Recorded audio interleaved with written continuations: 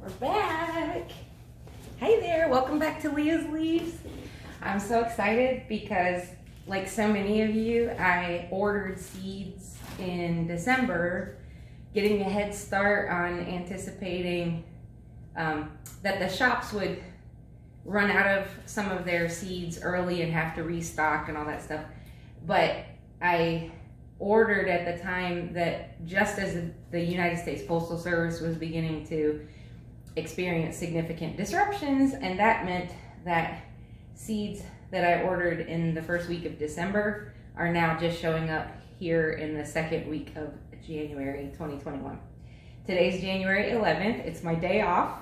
I'm a Steelers fan. I'm devastated that the Cleveland Browns embarrassed us last night. And so today we're doing gardening therapy by doing 2 unboxings because I just received text message notice that my SeedMail Seed Co order, first time I'm ordering from this Black woman owned business. Super excited about this order.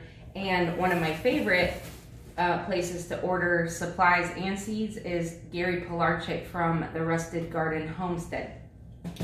I know what I ordered, except I also ordered a grab bag of random seeds from Gary Pilarchik. So I just opened the box. I have not looked inside it, so you're gonna get to see with me what he sent. Let's start with SeedMail Seed Co. Seeds worth the adventure. So there's this lovely, beautiful little tag with an illustration of the owner of the business. I love that already. It came in this box with her logo on it, wrapped in tissue, and very carefully packaged. It appears that there's some tissue paper cushioning the seeds so that they didn't get broken or cracked in transit. There are a bunch of little goodies in the box.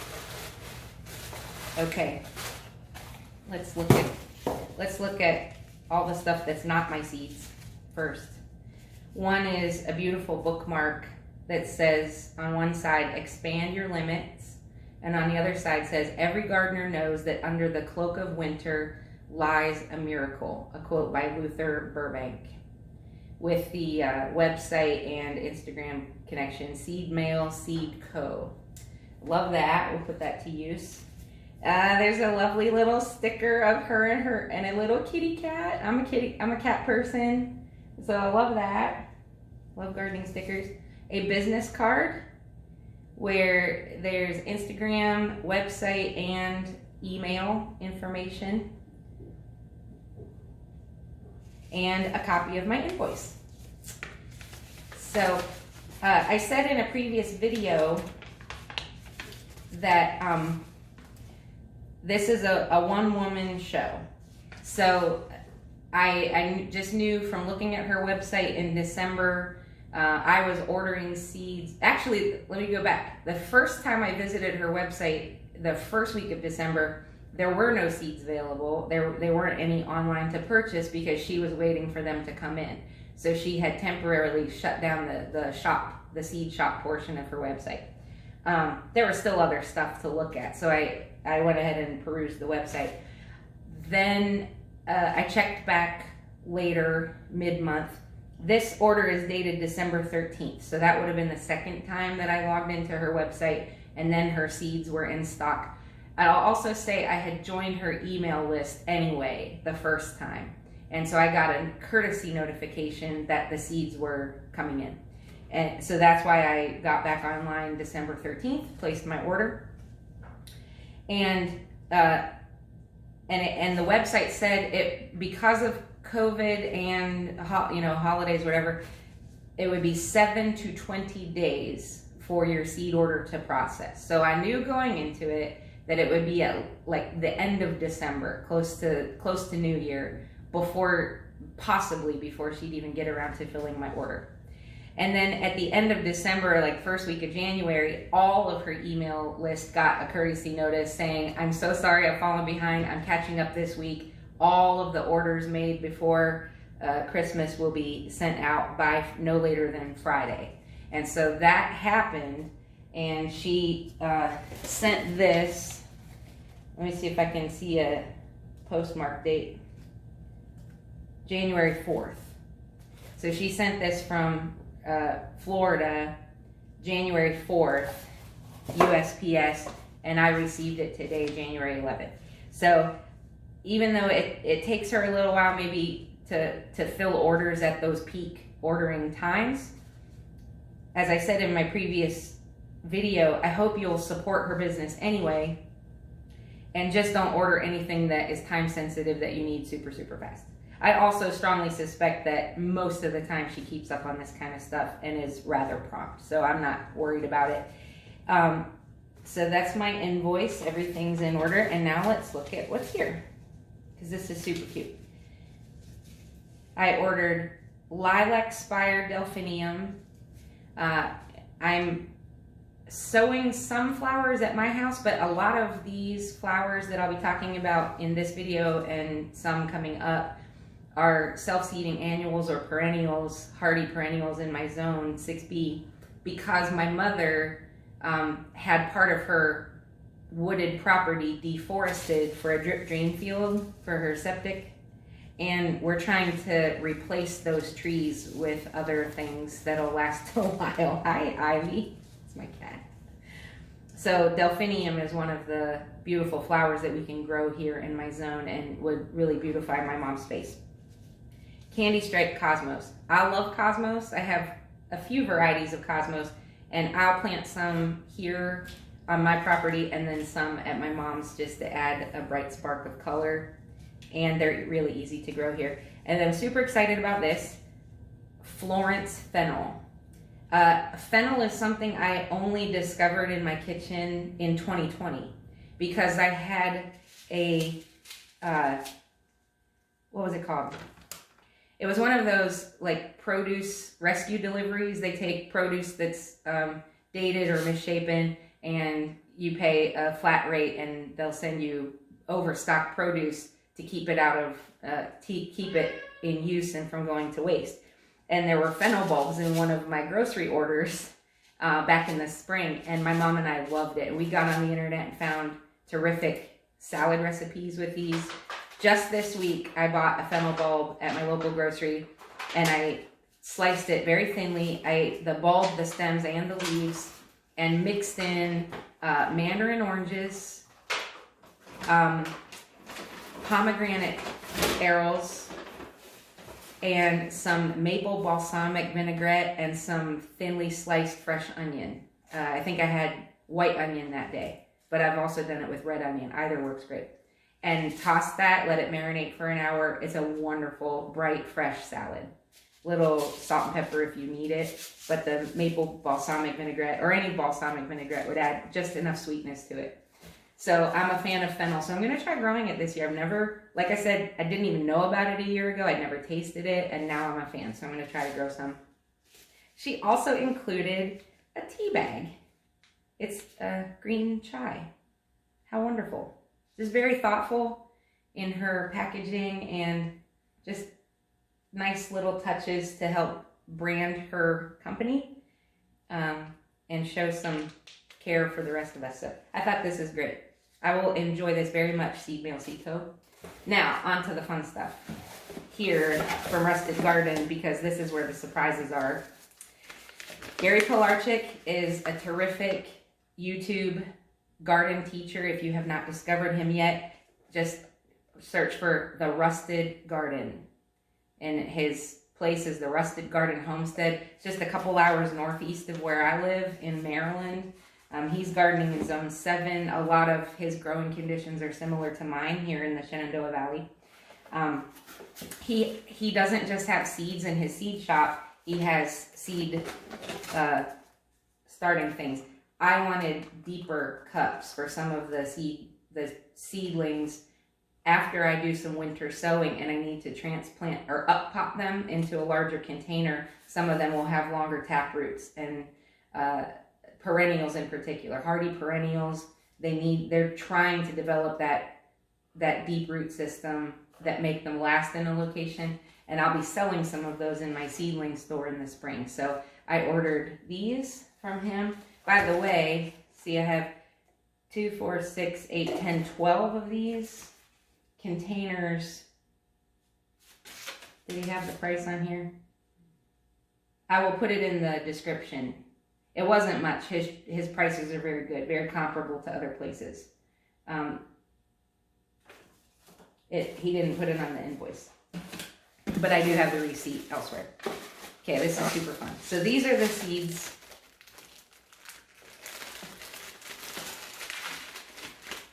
I'm so excited about this. You have no idea.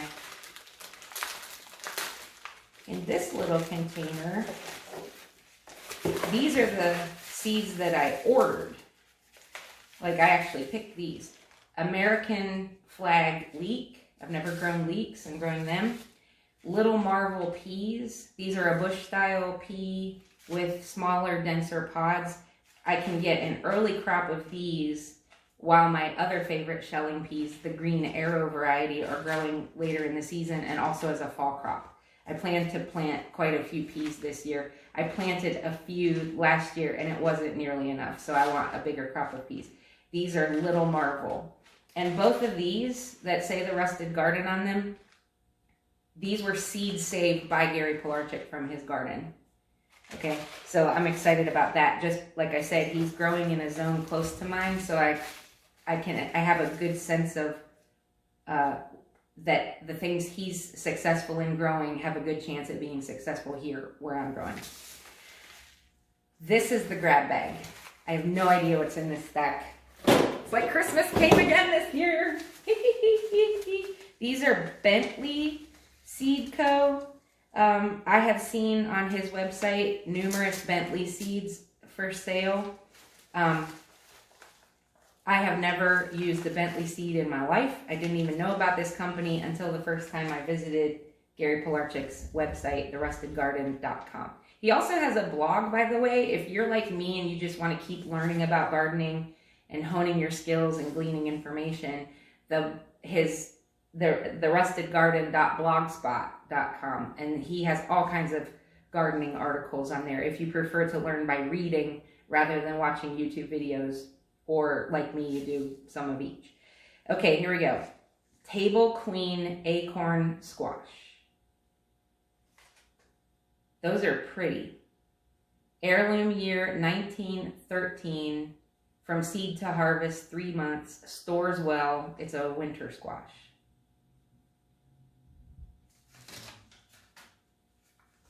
Oh, this is good. This is good. Provider bush bean. Numerous growers in my area talk about this particular variety, but I have never grown this particular variety, and they all speak very highly of it, that it's a space-saving, smaller bean plant and prolific producer. These tasty beans can be used for canning, freezing, and enjoying fresh, and have multiple health benefits. Harvest time about 1.5 months. So they're quick growers, they're compact plants, and they produce, by all accounts, very good produce. Heirloom year 1965. Here's another squash. Burgess Buttercup Squash. Those are really pretty. Those look like good display squash, but they also have an excellent flavor. Harvest time 3 months with the vining habit. Another squash, Waltham Butternut Squash. I know for a fact that these things grow like maniacs in my area. I have a friend who's a farmer right here in Luray, Virginia with me, and he handed me, I want to say 5 or 6 of these butternut squashes that he just had so many he couldn't get rid of them. I have them cut up in my freezer. I still haven't figured out what to do with all of them. They're very prolific. They can be started indoors before your frost date and 3 months from planting out to harvest. My mom is a big fan of squashes. She'll be excited about that. Oh, I love this. Bloomsdale Spinach. I have some Bloomsdale Spinach seeds from last year from M.I. Gardner, but I don't have much of the packet left. So this is excellent because now I'll have extra to sow. I plan to sow a lot of greens this year using the winter sowing method.